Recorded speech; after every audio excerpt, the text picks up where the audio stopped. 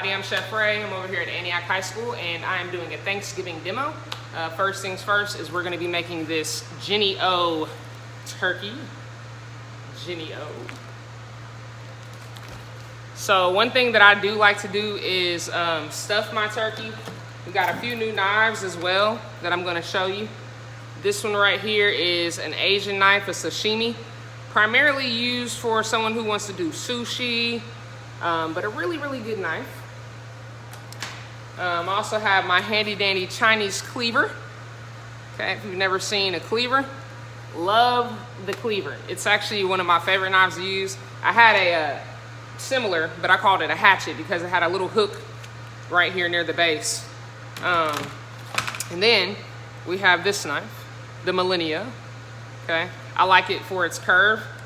Just works better too, like more ergonomic if you're trying to use less of your wrist.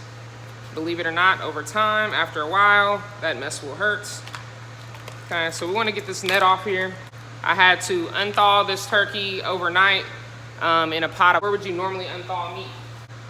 In the fridge. Correct. Correct. Handy dandy knife. Dandy knife. Whoa. Whoa. This might be one of my favorite knives. It almost reminds me of a Santoku. So what I like to do is find a small slit somewhere in this because you can feel all of the juices that are ready to go all over your table. So one way to avoid that is I got the pot. This is my unthaw pot. And I am going to do it from the bottom of the bag, but I'm going to turn it upside down first. Take my knife, make a nice little slit in that knife with the bag, and put it back in the pot. You want to try to drain most of this liquid off, okay?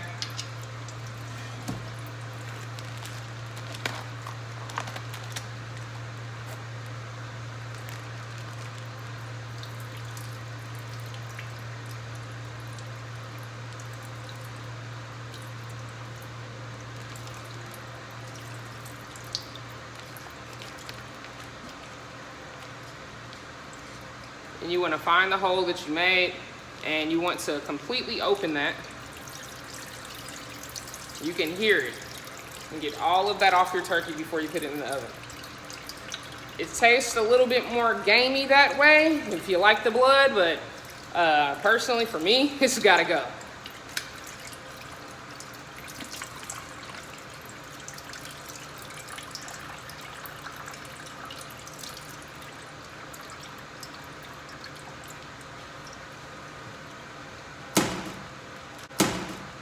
This is our turkey. Now you see it has a lot of things in it that don't belong. This turkey was 13.95 pounds. 13.95 pounds. Now, I like to keep this in. I'm gonna stick my hand in between it and pull out this bag first. Okay, you wanna pull that out and you want to throw that away. Anybody getting grossed out yet? You sure? Now we got, what is this? What do y'all call this?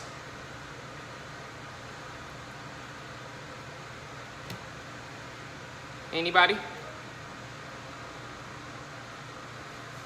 Sorry, what does that say? Trash? But what is it though? Actually, a lot of people eat it, believe it or not. And use it in their dressings. Can anybody name this lovely body part, as I like to call it? Now you put this in a pressure cooker, you know what I'm saying? Smack some seasoning on that, you saying it wouldn't be good? Your whole hand in there. One fishing. Hello everybody. Hello everybody. So I like to take this extra fat off. As you can see, this is definitely part of the fat that was probably connected to the neck bone, which is what this is. It's a neck bone, okay? Now, I'm thinking about take off that extra fat, throw that away. Now, some people may say, well, that fat's gonna keep it moist. Well, hopefully your turkey it has a whole fat cap, which is literally all of this is technically the fat, right? So our little device is right here. This red dot, once that pushes up, that's gonna pretty much tell us our turkey is done.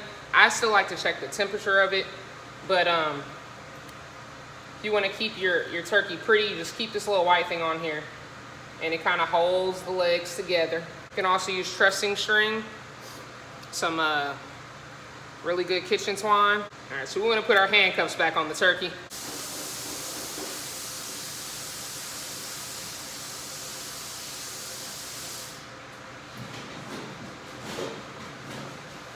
I have some sage right here.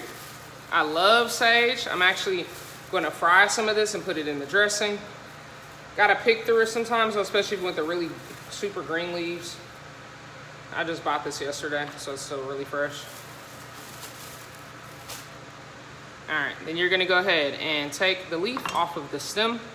Now, you can do this whatever way you want. I personally like to cut right at the base. Now, because we are making gravy and we probably do need some stock, right? We're gonna need some sort of chicken stock or something for dressing and for the turkey. So I'm gonna save these.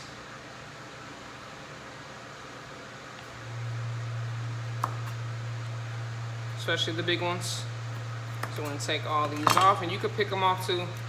Sometimes it's easier when they're all like at the very top of the plant, and you could just like take the knife at the base of it and slide them all off. Cut up this sage. I like to get mine in a pile. I kind of like them to go in the same direction though. Makes it a little bit easier when you're cutting.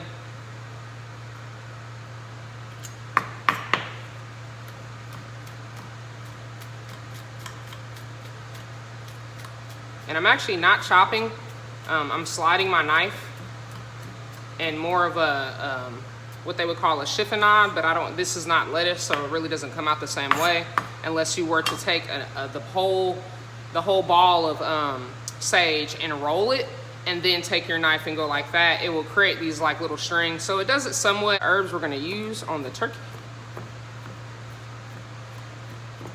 You can either put these, some of these inside the turkey or on the outside. I also bought a poultry herb blend. So I got some thyme, literally. I'm gonna be here all day. I got some rosemary. And there's sage in here too, but I bought a whole pound. You do one branch at a time, literally, one branch. These are all connected.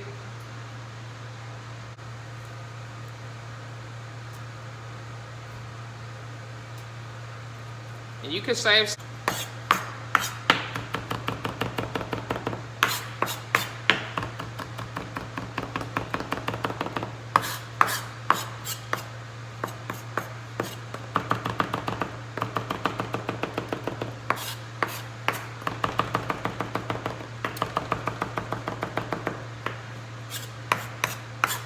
Okay, so just go ahead and mix that with your sage. Now, we got an orange. Got 2 oranges. I'm gonna wash these off. I like to cut my ends off the orange.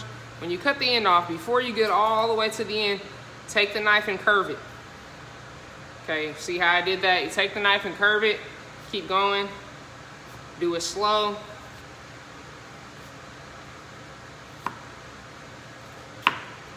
And it's gonna take that whole peel off. Now you can save this peel too, which we are going to do. Like to add some sugar sometimes, and you can do like a glaze and save your peels for that. You want to leave the orange whole. For this recipe, you want to leave the orange whole, but you do not want any peel on it. The peel adds tartness, so it's not ideal, just like a lemon or a lime. These are just regular navel oranges. You can also add apples, onions. They also help hold the shape of the turkey and also keep it moist. I really don't care necessarily about the shape because I hope that the turkey's not cook to the point to where it's flat, right? But you're gonna have to cut it. So, you know, that's not gonna change that. So you wanna go ahead and stick your probably 4 fingers without the thumb right there underneath the breastbone. Hold it open. You can see the rib cage. Take your orange, apple, onions, whatever you want to put in there, and stuff your turkey. And actually, you can use the peels in this process by themselves because they still got a orange tissue on them, as I like to say. We're going to take our herbs, mix those, and we want to go ahead and put some of those in there too. You can stand it up, drop it straight in. And this has salt, onions, spices, paprika, garlic on the inside. So pretty much everything we're about to use right now. All right, we got a little olive oil now. You can let this olive oil just literally run right over the turkey. Some basic olive oil. Okay. And we're gonna go ahead and just cover that, the whole shebang bang.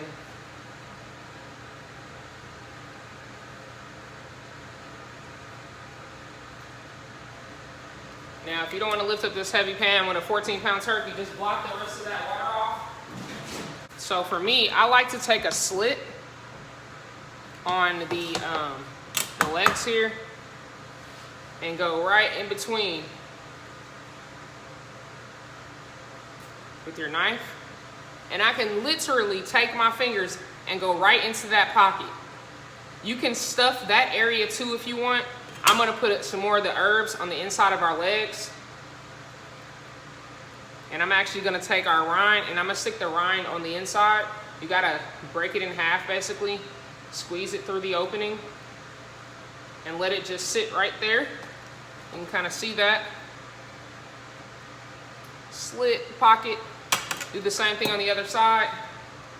This ensures that your turkey is cooked all the way, because this little red thing that's gonna push up is just checking the temperature of the breastbone primarily. So in order to make sure it cooks all the way, just wanna go ahead and slit it. That way the heat gets in there when it's cooking. Stick your rind in there. We got our olive oil on the pan, so I'm just gonna turn the turkey so that the bottom of it is really moist.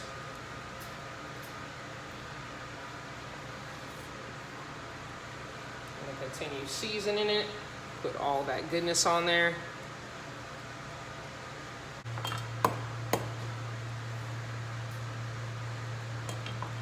Okay, I do the same thing with my wing too, and you can cut right there in between the fat, in between the wing flap. You can cut these off now completely. That's your wing tip. You can cut that off completely, or you can leave it on. Either way, I don't think it really matters. Maybe for presentation purposes, if you want to do it before. But I'd say just tuck it if you can. You can bend them. They're bones, they break, you know. But tuck it underneath. All right. And we're gonna pop this in the oven. I'm gonna put some seasoning on it. Season your turkey.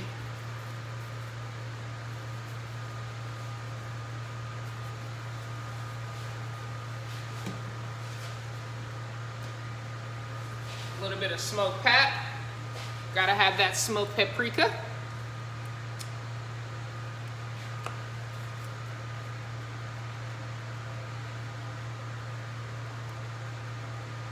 Now, mind you, this is 14 pounds of meat. I haven't put 1 drop of salt on here, but I did put that poultry seasoning on here, and that is salty. So I'm not gonna actually salt it until I get close to finishing it, when I start adding other things. Personally, that's just me.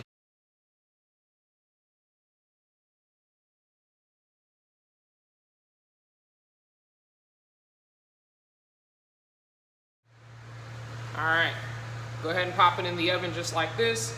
And if you have some more olive oil, you can go ahead and put that on there. A little bit more on top of the seasoning will hold that seasoning in place. Okay.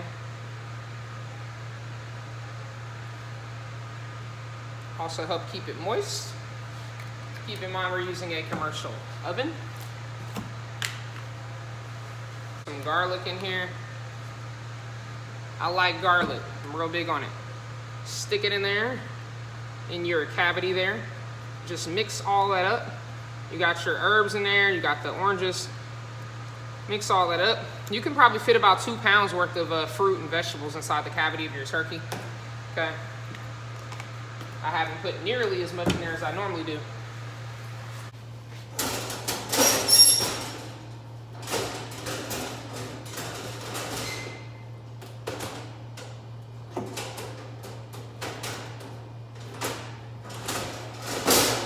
And I just moved it up to the top.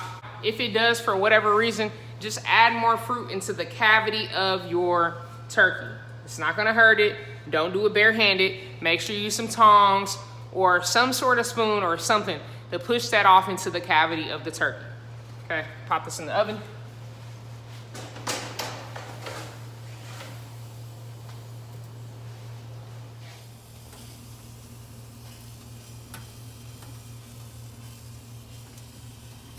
Organic carrots.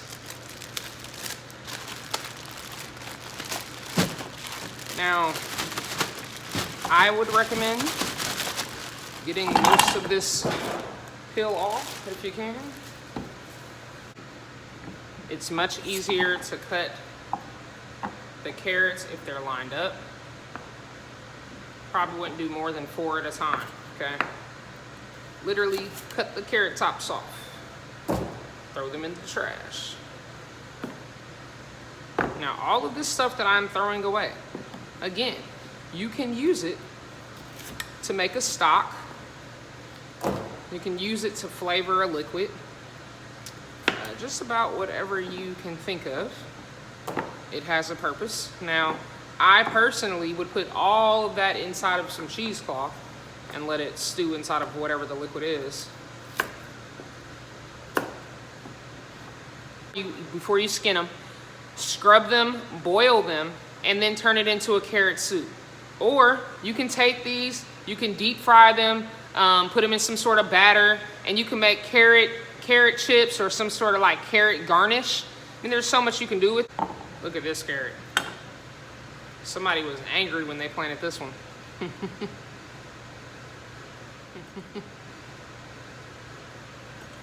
Got these new balls in the other day. They're rubberized on the bottom for safety purposes. You can just sit it on the counter, and it helps it to from sliding as much if you're mixing or doing something of that nature. That's going to be our what I like to call it, just a little bowl we put all our stuff in once we're done. And you see why I take that peel off. It's how different it looks. There's still some of the peel right there.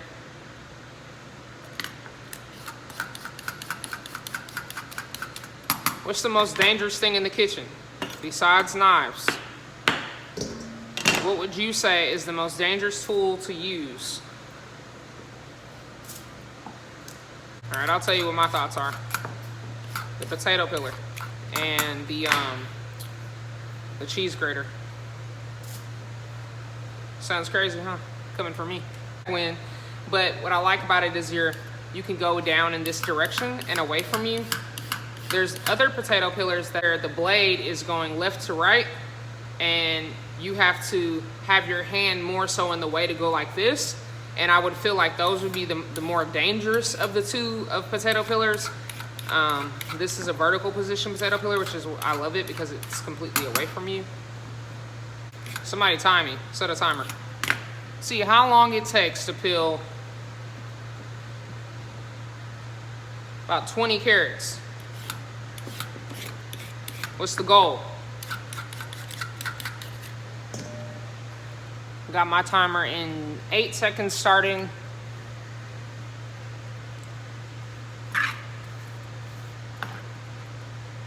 Okay.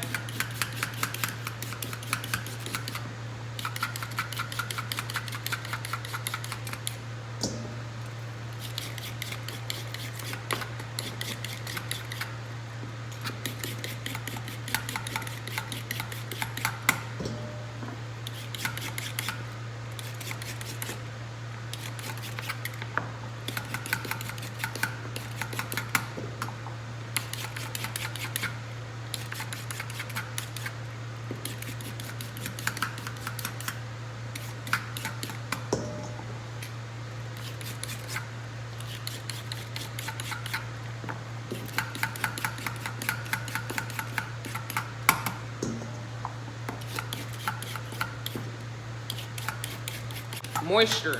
These are like a root vegetable. They grow in the ground, so they're gonna have more water content in it. Just like a beet, just like broccoli, cauliflower. I already smell the turkey, like it's already cooking pretty good. Line them up like this. Try to get them as even as you can, because when you cut it in half, you want them to be as even as possible. This one's shorter than the rest, and so I move that up just a little bit higher. See how long the blade is? This covers 7 carats of length, so it's probably like an 8-inch knife. Cut it in half. Move those over there. I'm gonna cut these ends off too on these. If the ends are raggedy, cut them off. We don't need them. Get up in there.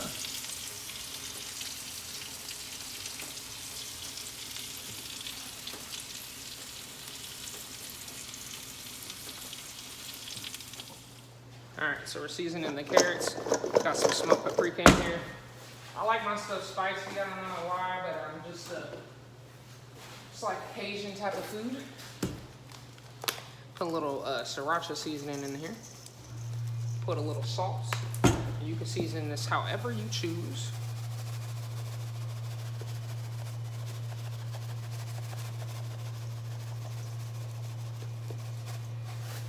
I'm gonna go melt some butter. I'm gonna put some of that on these carrots and also on our turkey. Now you can even put herbs on your carrots. I love rosemary. It is my go-to. Last night I made a shrimp boil, and I did it with rosemary. Freaking amazing.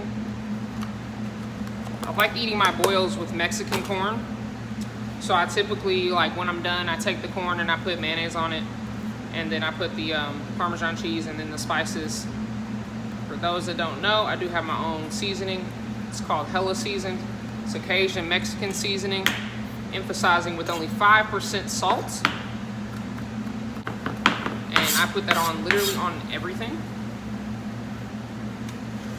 Let's take this rosemary, sprinkle that like that. Get it all off the knife. And just give that a toss.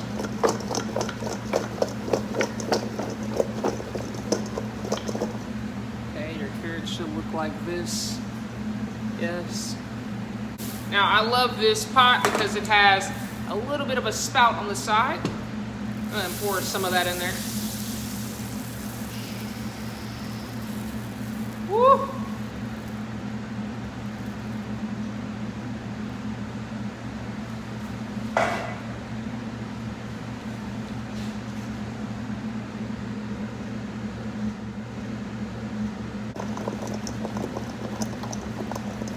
Pop these in with your turkey. You can set it up around the turkey, that way they get some of that moisture.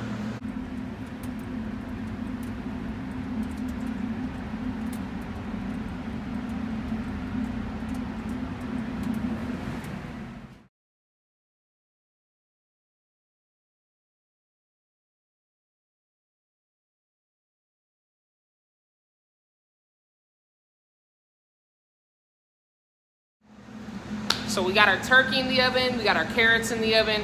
Next up, we're gonna go ahead and make our dressing. Now, some people call it stuffing because they're actually putting it inside of the carcass of the turkey. I am not. I am not. I like to make my favorites, Jiffy cornbread. You gotta love it. Jiffy. I grew up on this stuff. Now, I don't eat pork, but I know Jiffy has gelatin in it, okay? It might be the only thing that I consume that is technically a pork product. All right, so just a little fact about Jiffy. If you do not eat pork, it does have gelatin in it. This is a 40-ounce box, so I gotta read the instructions. All right, 5 eggs, 1.5 cups of milk, and a whisk.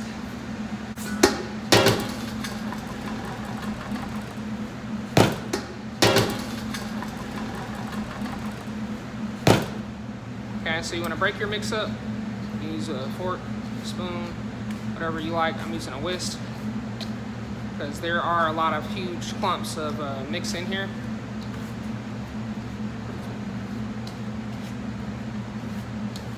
It's almost like sending this through a sifter.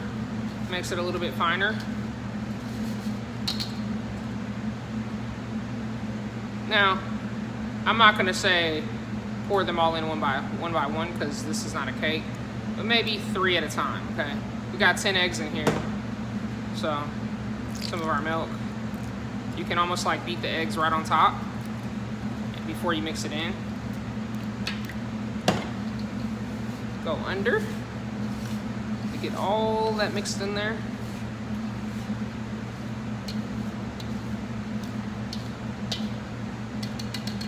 Now I'm gonna switch to a spoon. I find that that's actually easier with this cornbread.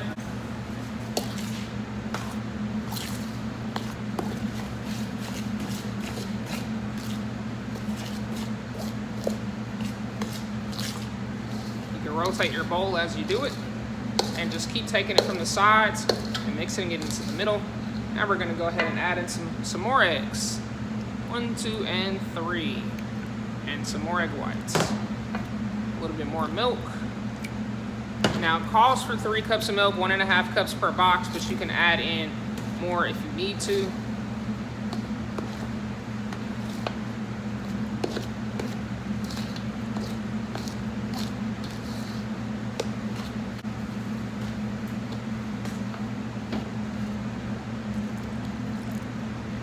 Pour the rest of our eggs in there.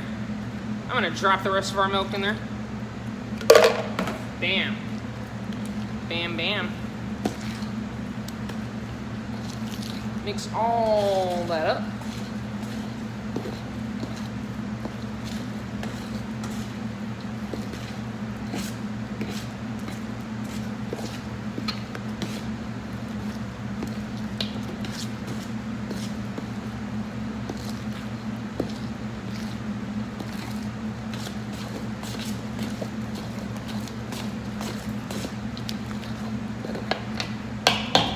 All right, don't want to overmix that. Now I'm going to find us a pan. I'm going to use all of it on the turkey.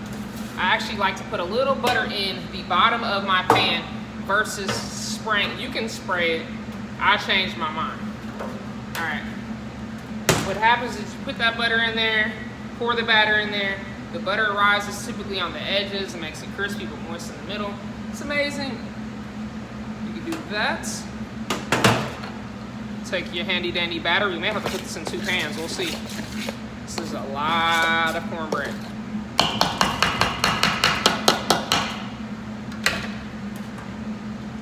Lots of cornbread, okay? Move your pan right here and pour from the left to the right. And then the right to the left. Got our handy dandy rubber spatula right here. Gonna go ahead and get all of that out.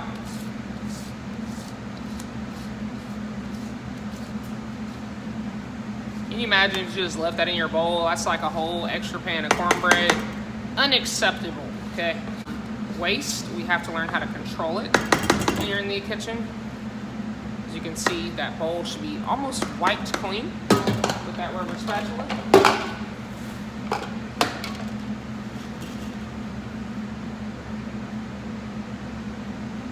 Now I like to smooth it with the spatula, and then I'm gonna smack it on the table about 10 times until it aerates inside of the cornbread.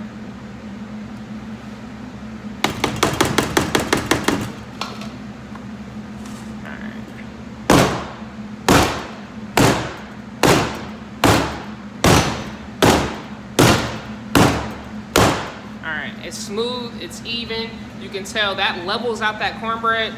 Now, might as well be from the South. I've been here 15 years. So for me, butter is a big thing. I keep it in the house by the pound. I literally keep whole pound blocks in my freezer. Whenever I need it, I pull it out. I'm gonna drizzle a little bit of that butter on that cornbread. We got some on the bottom, we got some on the top. Now it's gonna bake just like this. Now, if you don't want a traditional dressing, make you some honey cornbread. Drizzle some honey on there, and bake it, and it will bake into the bread. And our doneness indicator is almost out, which is this little red thing right here. Just gonna pour that butter on there. And actually, you know what I'm gonna do? I'm gonna pop some holes in this bad boy. I am going to pop a couple of holes, little small little like slits in the top of the turkey. It was seasoned with, of course, my favorite, smoked paprika, but I also used some poultry seasoning that I just got. Rotisserie chicken seasoning. Yes, you can smell it. It smells just like when you're in like the Boston market. Okay, the importance of the slits, the butter will seep in where it can instead of running all off the turkey. I also cut a hole right here in between the where the legs are, and I put the rest of my peels from the oranges in there to kind of for moisture. Now we want to take this butter and make sure your turkey is pushed off into the middle of your pan. Slowly pour. Might even look, find that little hole you made inside of your legs, and pour the butter in there, and then on top.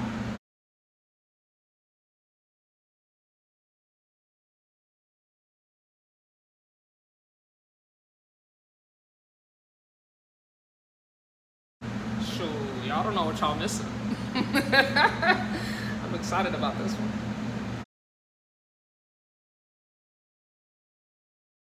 Shabow wow wow, shabow wow wow. Y'all excited about Thanksgiving? Big plans? Woo!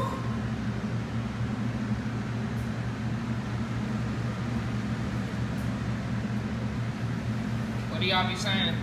That's nasty. It look good though, I'm kind of sure. We are going to make a cranberry chutney.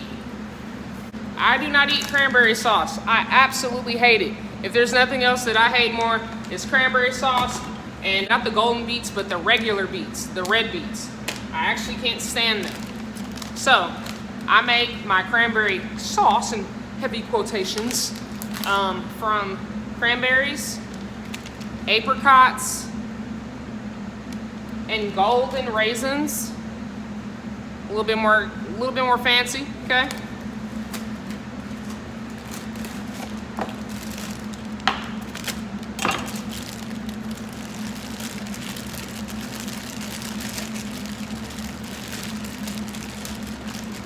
All right, I'm guesstimating, but I'm using about 1.5 cups of these golden raisins. These are soft. These things are like, I guess this is before it really becomes dry fruit, even though that's what it's supposed to be. These are actually really soft. So barely dehydrated. Put these in liquid, and they'll plump right back up too. We are going to essentially chop all of this. You want to start out with your apricots. They're much easier to handle because they're flat. You can actually stack these on top of each other and flatten them even more. If you flatten them and make a small tower out of them like this, they're easier to handle and they won't slide all over your board. So just a little bit of pressure from the heel of your palm.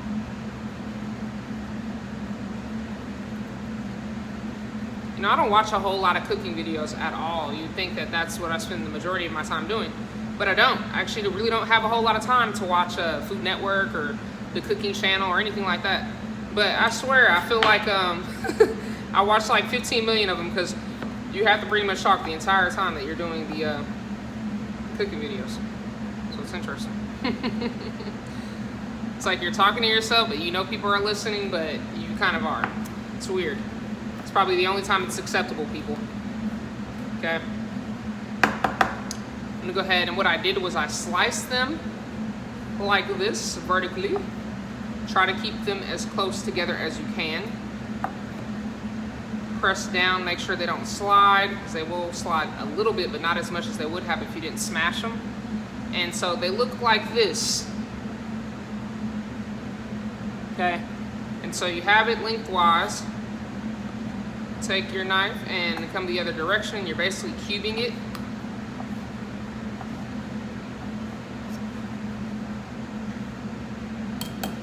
Now for the raisins. The golden raisins are amazing. You can tell what color they are.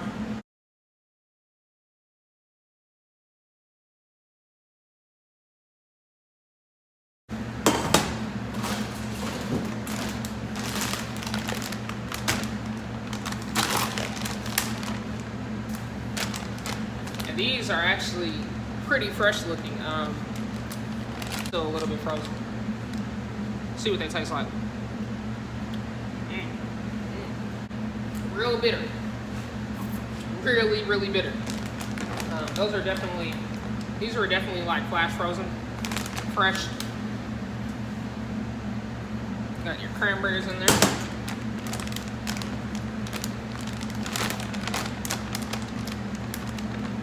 I'm gonna put this in the freezer. I'll do something with them next week. Maybe I'll do, I don't know, a cranberry pastry or some sort of cheesecake or something. So then we want to go ahead and add in the apricots and the golden raisins into our pot.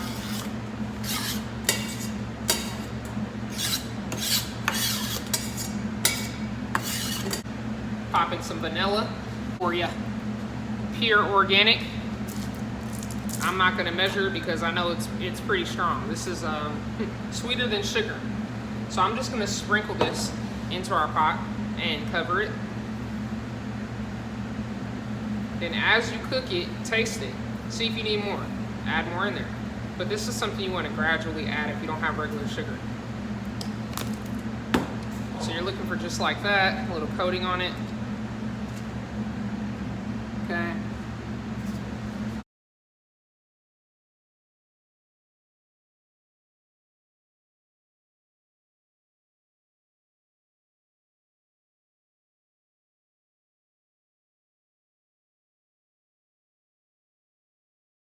Make a garlic mashed potato. Super simple. It's a red potato, taking all the peel off. If you come to a bad spot like I am, you can just cut it as well, a lot quicker. This knife is so good, it will cut the potato in the air. I'm just not gonna try, I'm gonna take my hand off. But you can use this almost like a potato peeler. You see how thin that is, even without a potato peeler.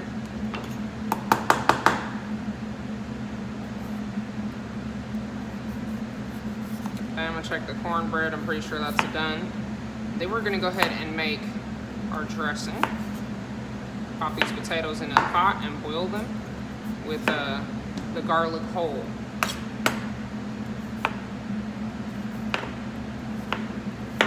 Sometimes this is quicker than a potato peeler.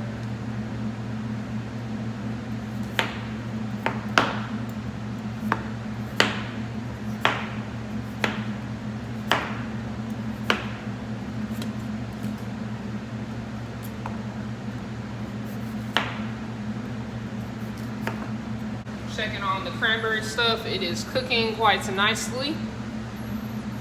The cranberries are starting to break, burst, small enough to where they can cook quicker. So I cut them 3 times in the other direction. So in half again, slice, slice, slice, and you'll end up getting a cube about that big. You guys cooking at home, experimenting, trying new things.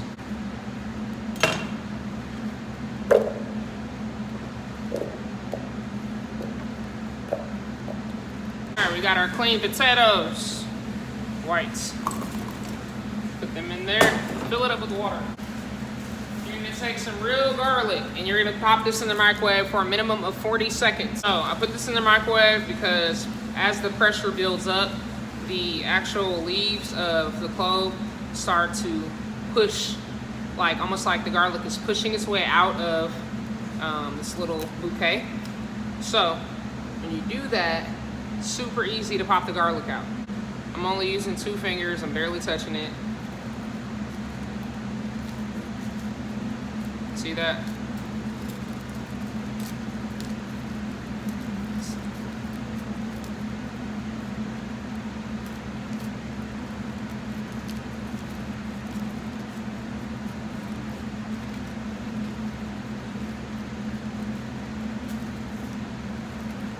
can almost shake them loose. But yeah, minimal effort when you pop them in the microwave. Ooh, it's like a sword, y'all. I gotta really watch you guys with these ones. This knife, it's like a sword, y'all. I gotta really watch you guys with these ones. This knife is the bomb. Like, you see the engraving on there? See how long it is?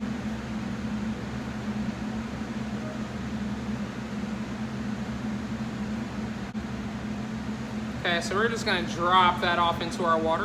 This knife is the bomb. Portobello mushrooms, baby bellas, gotta love them. I'm gonna use this knife. Using the back end of it. Actually a little weird. I normally use like 7-inch knives, 8-inch, but never this long and this skinny.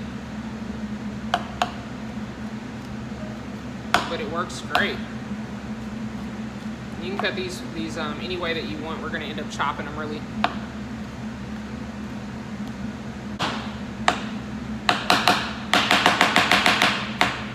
Oh yeah, this is the bomb. Look at this. It's like an accordion. At first, when I first did it, it was literally just flapping, each flap in between.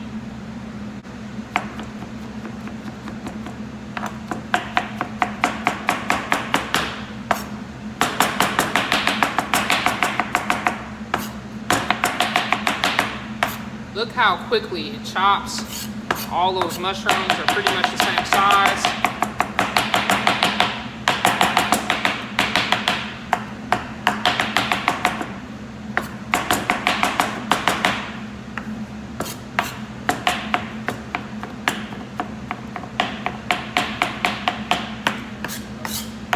Some sage, fresh sage.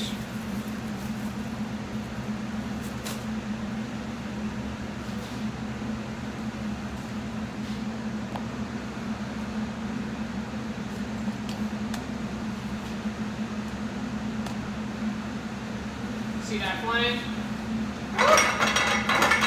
Land up in there. Turn that back eye on.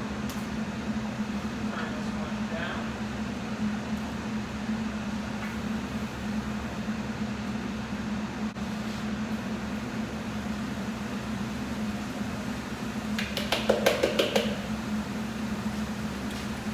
Let's see what I can find.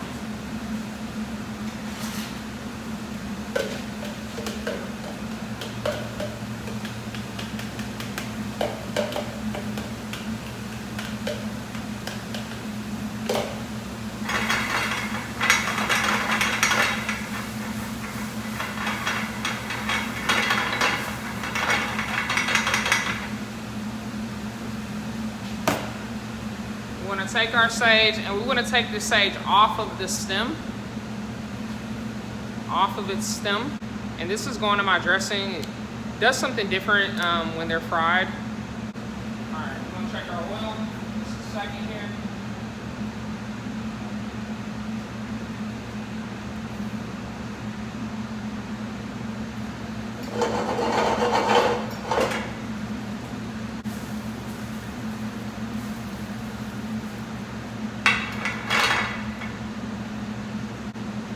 Stand back when you do this and turn your eye down because it will pop. I like to throw it in at once. That way if you need to jump back from it, it'll be a-okay.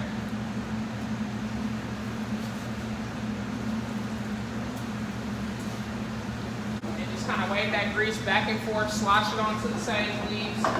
That's actually really going to help it to coat it on both sides with the oil. Got our potatoes going.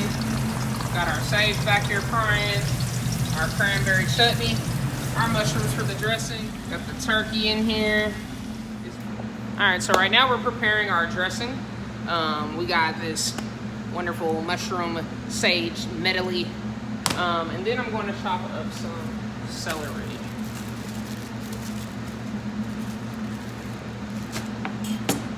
Cut the ends off. Cut your flour off or pull it off. You can also use that for a broth if you want.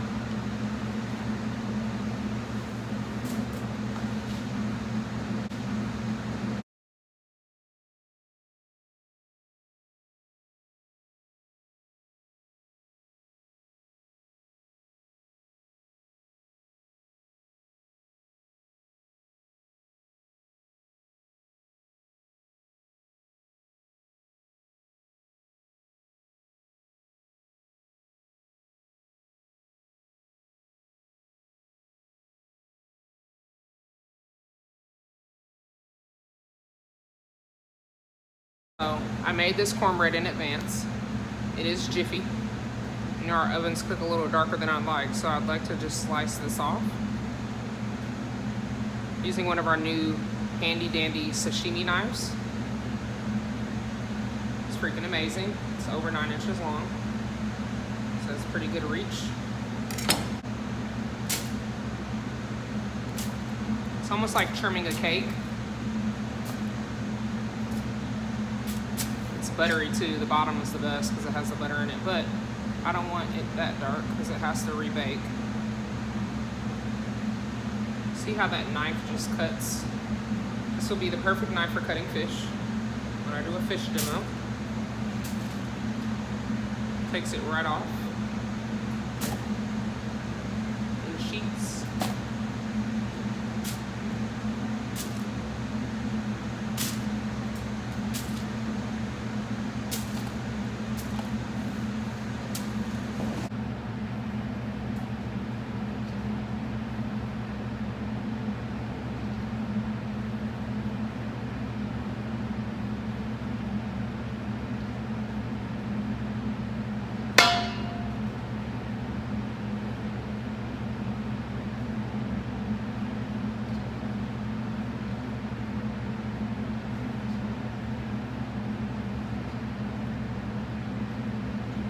Our bowl of cornbread. We're gonna add in fried sage, celery, portobello baby mushrooms.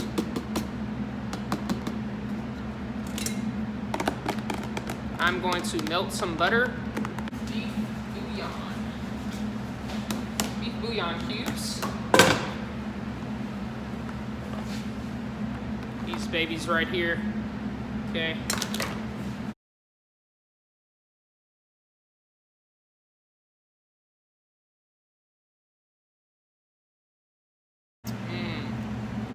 So I got my butter in here. The rest will melt once I add in some stock.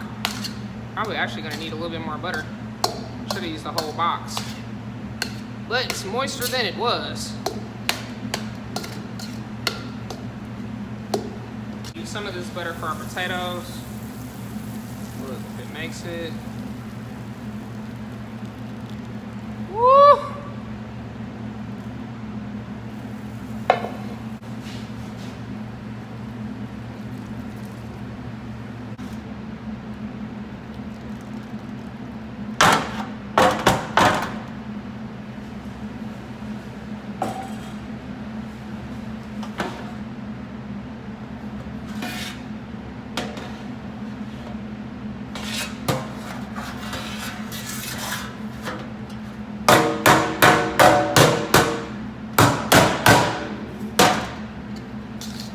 We're gonna take our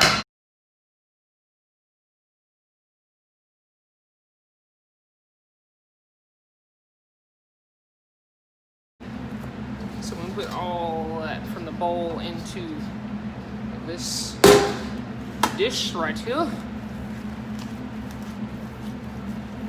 It's actually pretty soft.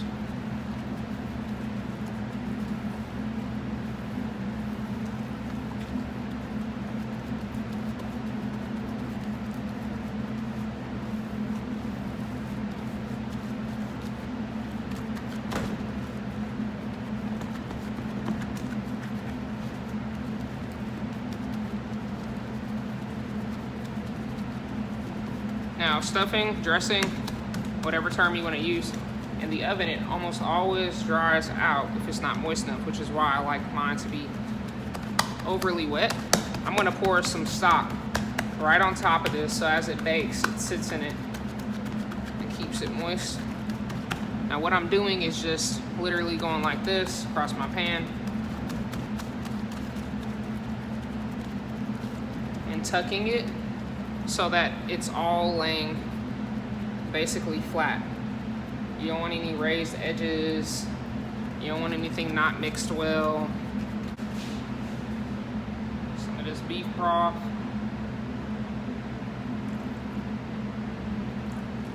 And if you get enough on top, just pick the pan up and literally just swish that around.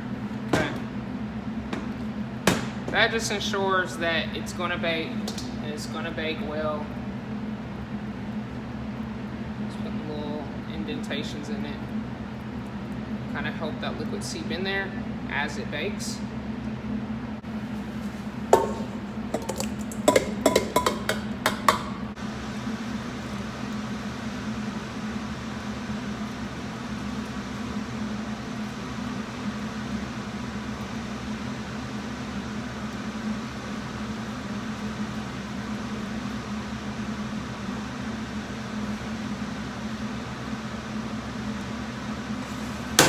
See how we got that turkey nice and re-moisted? That is the word I'm going to use today. Re-moisted. Okay. We got our handy dandy butter here. You gotta have that butter. Look at that. Just, oh my goodness. Stop it. So, where that neck bone at now though? The red thing, the center thing just popped out. Didn't even notice it, but I walked away. I poured that hot butter on top of it, and literally, it caused the indicator that normally shows when it's done to pop out. It's pretty wild.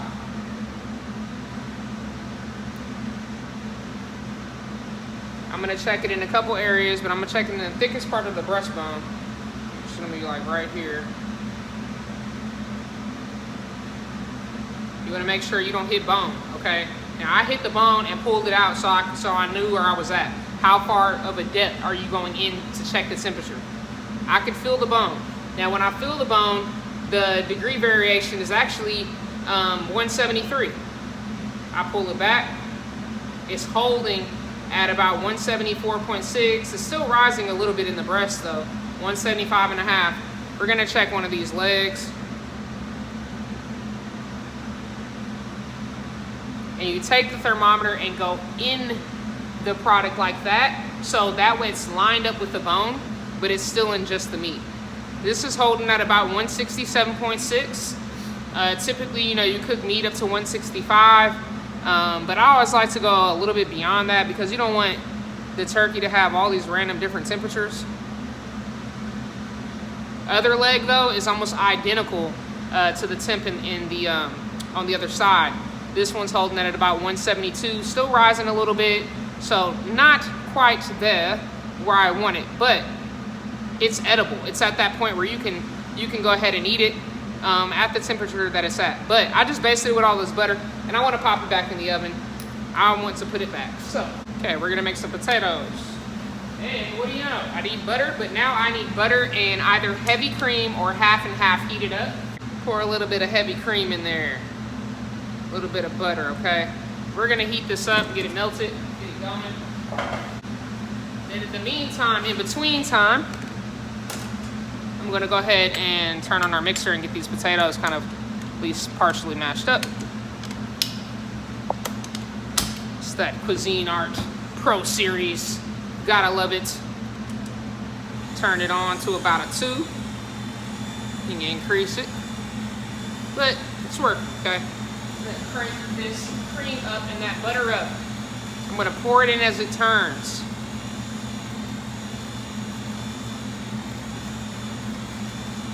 A 2 and pour that in as it goes. Woo!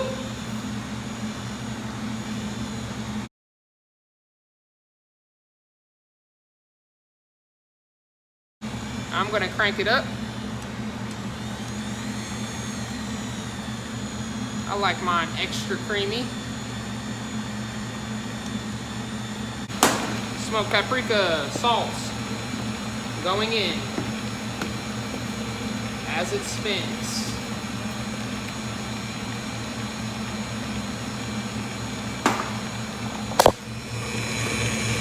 Yeah, you got that little, that's how you know you used it though. You got the little dust on the side. Woo! Look at that mix. It's like cuisine. First thing, I want to take this little white plastic piece out. Now, you can take it out before you cook. I did not intentionally because I wanted to let it hold the legs up in the air like that.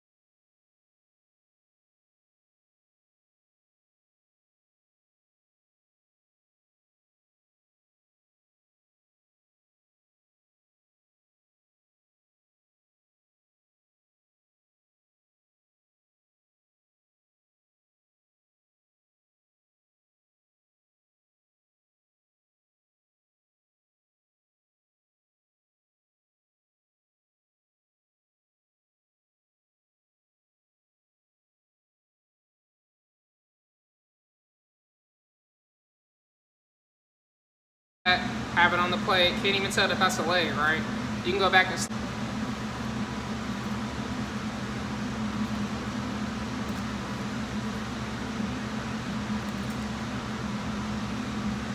I really was trying to keep it in the bone, but it just came out. It just couldn't help itself. Same thing with this wing. Woo. Look at those sections. Those sections, okay. I'm gonna take this other wing out. Look at that baby. Somebody having full turkey tonight.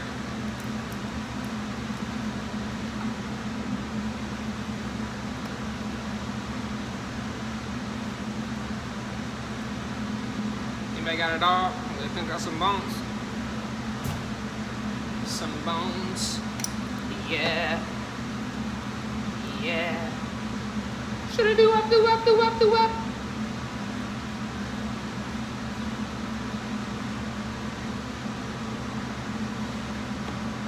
Trying to find that breast cage. Try to find the breast cage. It's hot, so you know, but you gotta find it with your hands.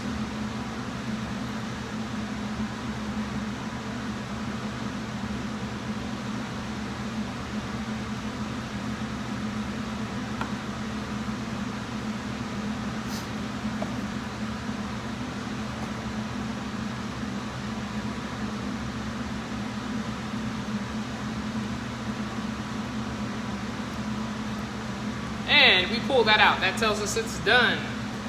Bam.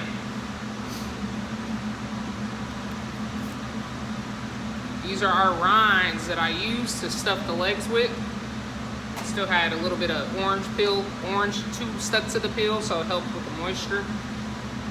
Okay, you see that right there, that green stuff? That's the sage. That's gonna be the rosemary. All the stuff I put in there before I baked it.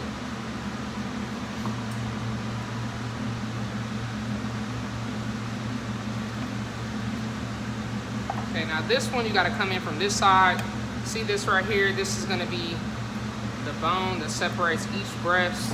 It's your rib cage. Basically, that's what that is. You can correct me if I'm wrong, but I'm pretty positive it's a rib cage. That was a big turkey, okay?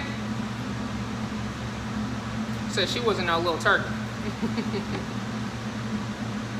Then we wanna take out any remaining meats. Any of this good, delicious meat that we have. Look at that. So moist. You can just drop that right back in your liquid. Take any extra fat off of it. Oh, look at that. Just. Yeah. All right.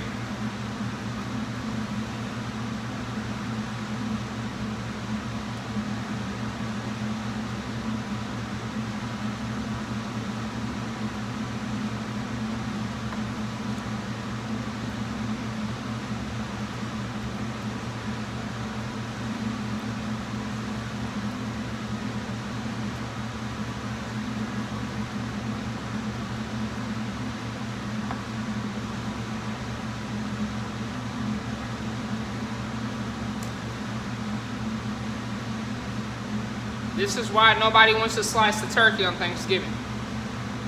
They don't want to handle it. I handled that thing, okay?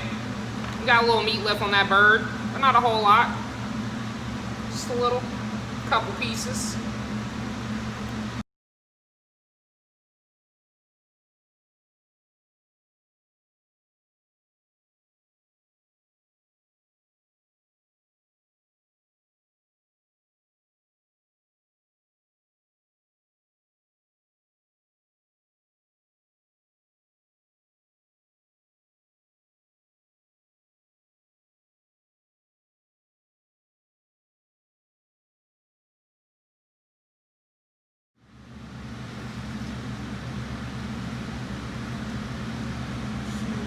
All of that liquid. Yeah.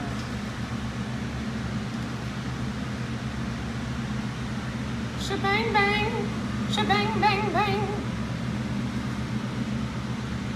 Look at that turkey breast. Just ridiculous.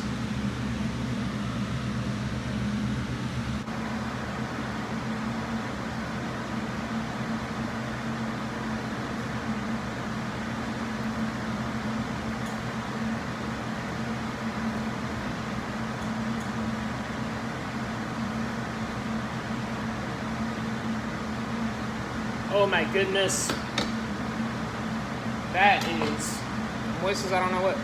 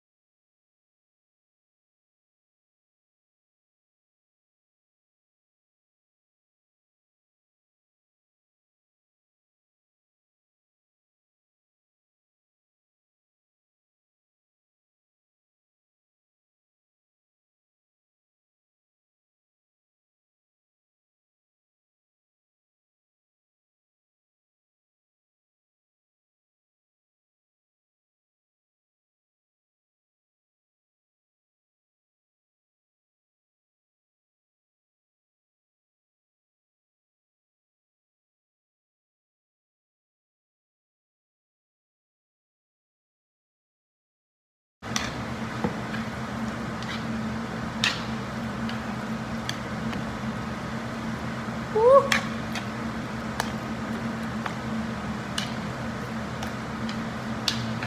And we just take a little bit of this and we just lay some of that across.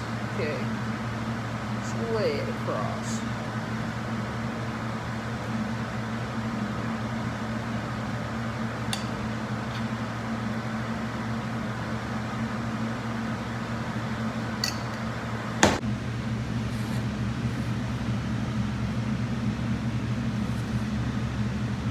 Appreciate you guys hanging out with me today. I do appreciate it. I had one person hang on for like 3 hours.